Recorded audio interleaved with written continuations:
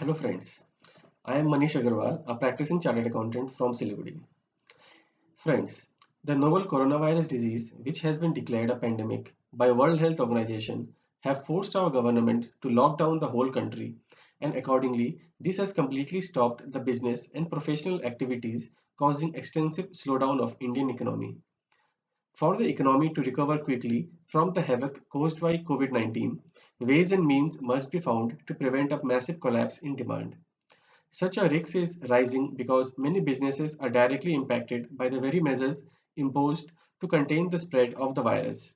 Cities are locked down and people are asked to stay at home and avoid crowds.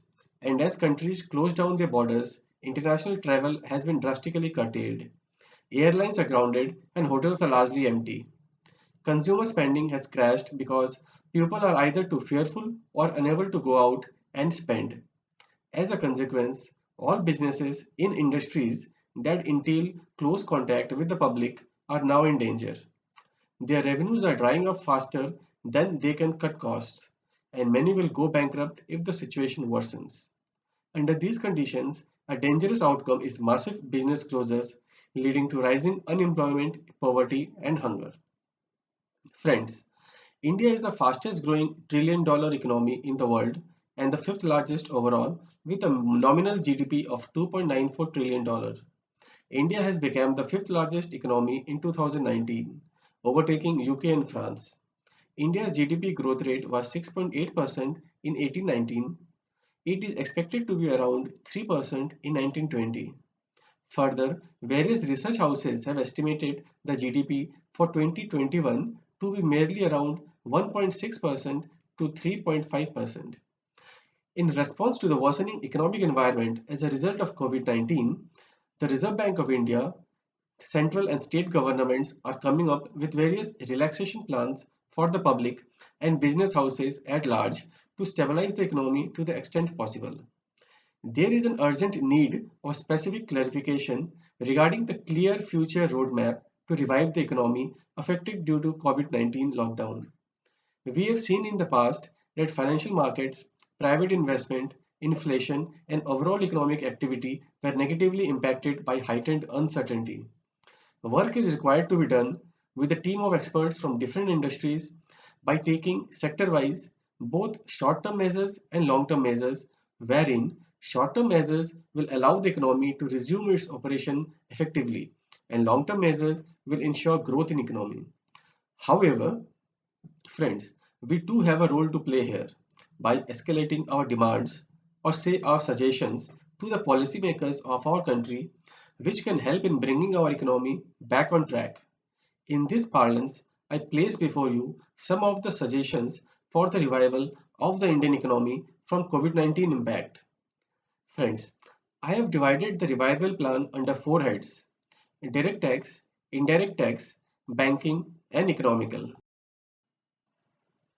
Friends, I would suggest the following plan for direct taxes. Number one, a reduction in corporate tax rates for small and medium companies for the next 2 years. Number two, a relaxation in income tax for all other classes of taxpayers. Number three, making provision for no or lower deduction of TDS in various sections of income tax like 194A, 194C, 194J, and 194I. This will help in bringing surplus cash in taxpayers' hands. However, reporting needs to be done by the payer in their TDS returns. Number 4. A relaxation or deferment in advance income tax payment for all types of taxpayers so that business houses with liquidity constraints can invest surplus funds in their businesses or pay debts or loans for this year. Next, expanding the current Vivad Se Vishwas income tax scheme to give some relaxation to taxpayers in income tax portion also. This will help in disposal of many pending income tax cases lying in various forums. Further, enhanced time up to 1 year may be given to pay the disputed amount in installments. Nonetheless, extension of timelines for income tax audit and income tax return filing for financial year 1920 for all types of taxpayers should be done. Coming to indirect taxes, a reduction in GST rates for essential items like consumer durables, FMCG goods, pharma products, automotive industries, etc., so that there is less burden on the general public. A relaxation in various compliances under GST by deferring them so that business houses can concentrate to restore the business cycle. Coming to part 3, that is banking. The banking and financial services sector has been in a bad shape owing to high levels of non-performing assets accumulated over the preceding years. In the past, the government has had to bail out the banks and non-banking finance companies in order to keep them afloat. It is likely that post-COVID-19, the banks and NBFCs will face the brunt of a surge in NPAs owing to business failures and default by individual borrowers due to job losses. The government will have to adopt a strategy to deal with this situation to ensure that banking system do not collapse.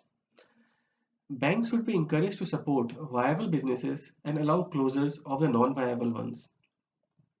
Flexibility will have to be adopted in restructuring loan and deferring EMI interest payments by 6 to 12 months.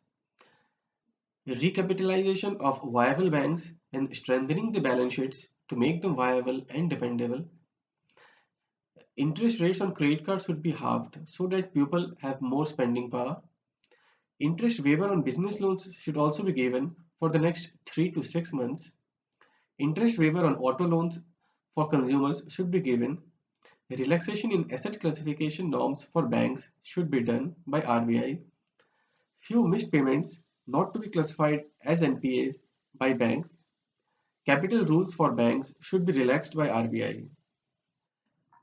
Now coming to the revival part under economical head. Many workers in non-organized sectors are facing loss of income, especially those who are daily wage earners. There are around 38 crore Jan Dhan bank account holders in our country.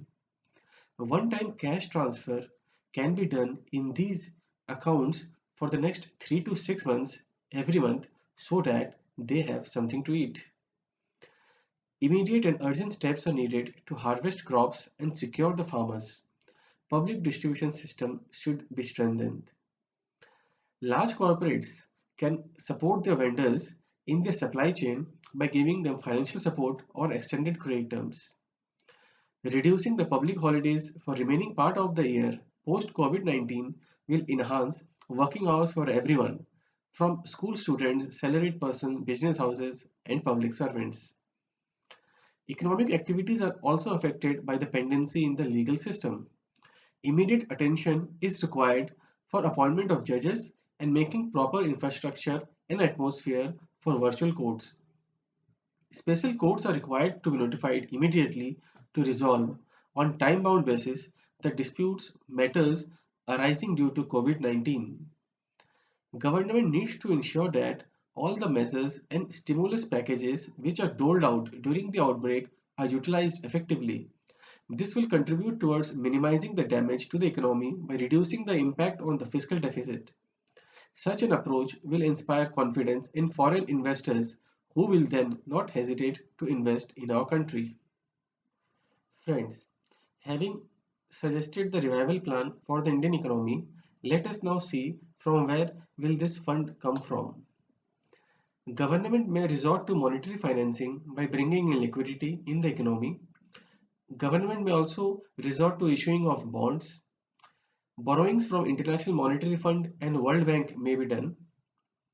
Extra budgetary borrowings may be done. Let us discuss extra budgetary borrowings. One of the leading and interesting trend about the government budget is that the borrowings made by the government entities to run various government schemes are not shown in the budget. These borrowings may be done to finance some of the budgeted schemes like food subsidy and may be done by government owned entities like the Food Corporation of India.